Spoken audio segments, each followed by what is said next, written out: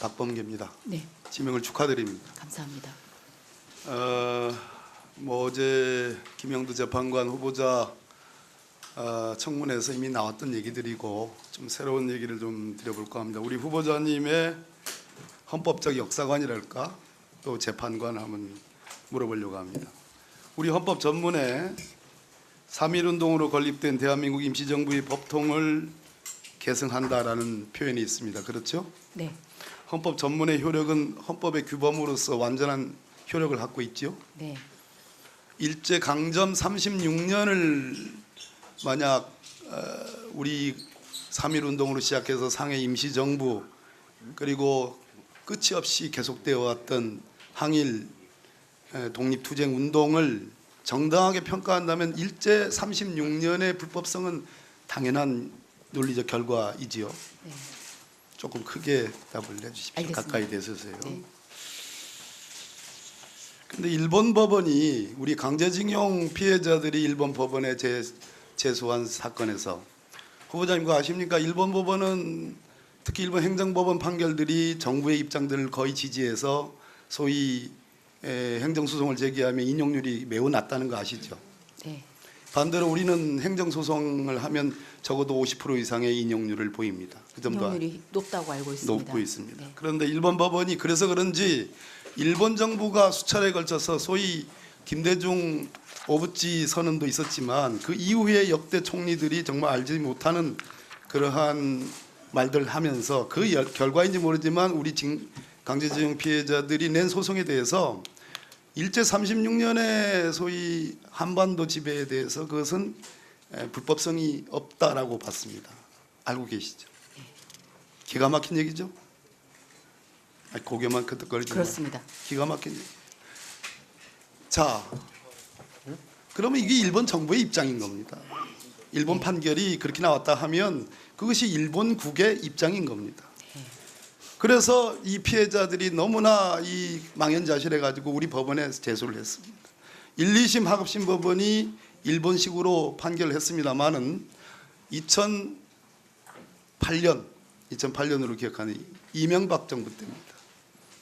우리 대법원의 김능한 대법관이 주심으로 되는 소부에서 일제 강점을 인정하지 않고 그것이 불법성을 인정하지 않는 소위 1965년 청구권 협정이라는 것이 그것은 우리 법원이 인정할 수 없다라는 그런 판시하에 손해배상을 명하는 판결을 했습니다. 맞죠? 네.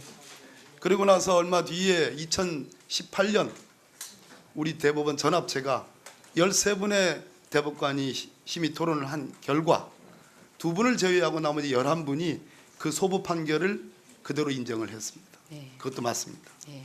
그렇죠? 예. 그래서 1965년 청구권 협정이라는 것은 개인적인 어떤 배상 청구권, 위자료 청구권이라는 것을 국가가 좌지우지할 수 있느냐라는 그러한 논점도 있지만 그걸 넘어서서 일제 강점 36년에 대한 법적 성격을 어떻게 보느냐. 그때 이 강제징용 피해자들이 일본 법원이 설치했듯이 국민징용령에 의해서 징집한 것을 가지고 그걸 합법적으로 인정할 수 있느냐가 그것이 가장 큰 쟁점입니다. 맞죠? 네.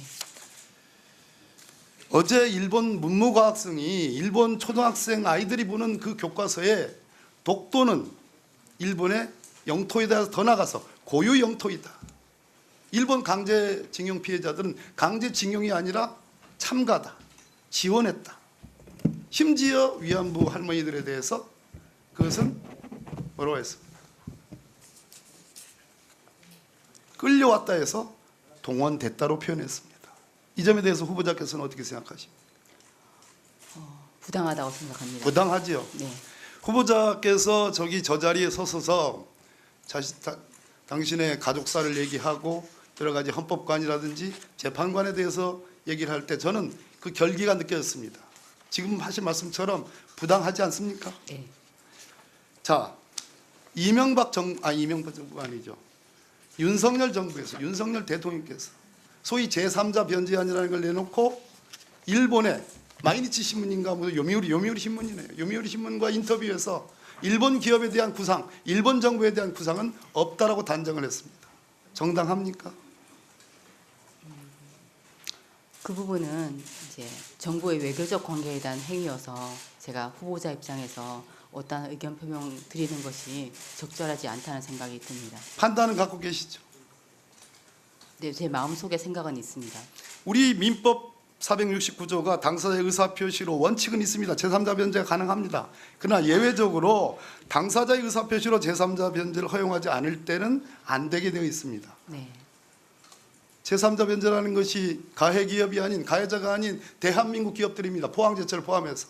네, 일단 그 점이 문제고, 두 번째, 강제징용 피해자분들이 엄연히 살아계십니다. 그분들이 포항지원, 대구지법을 거쳐가지고 지금 대법원에 소위 현금화 명령, 매각 명령 재판이 지금 가 있습니다. 네. 그분들 승소한 사건입니다. 네. 왜 대법원이 이렇게 차일피일 이걸 미루지요? 재판은 신속하게 권리 구제할 필요성이 있습니까? 없습니까? 있습니다. 있습니다. 네. 자, 또 있습니다. 지금 서울중앙지법에 할머니들이, 피해자들이 추심 소송을 제기했습니다. 네. 신속하게 재판할 필요성이 있습니까? 없습니까? 네. 일반론으로 신속하게 재판할 필요성이 있습니다. 우리 헌법에는 입법권은 국회에 속하고 행정권은 대통령과 행정각부에 속하고 사법권은 법원에 속한다고 했습니다. 대법원 확정 판결이 있음에도 불구하고 윤석열 대통령께서 뭐라고 그러셨냐면 정부와 입장이 다른 대법원의 판결로 인해서 우리와 일본의 관계가 나빠진 듯이 얘기했습니다. 제3자 변제의 이론의 정당성의 근거로 그걸 언급을 했습니다. 대법원 판결을 이렇게 정면으로 위배해도 되는 건가요, 후보자님? 저는 대통령께서 그렇게 그 대한민국 사법부의 판결을 위배했다고는 생각하지는 않고 있습니다. 그러면 적극 찬성하는 겁니까? 아니 그렇지는 않습니다. 그렇지 않죠? 그런 의미가 아니라 이제 제가 찬성 불찬성 여부가 아니라 그 정부에서는 당연히 사법부의 판결을 존중하고 있을 거라고 믿고 있고요. 어떤 구체적인 발언의 내용을 뉘앙스를 가지고 위배했다 아니다 그렇게 단정 지을 것은 아닐 거라고 생각됩니다.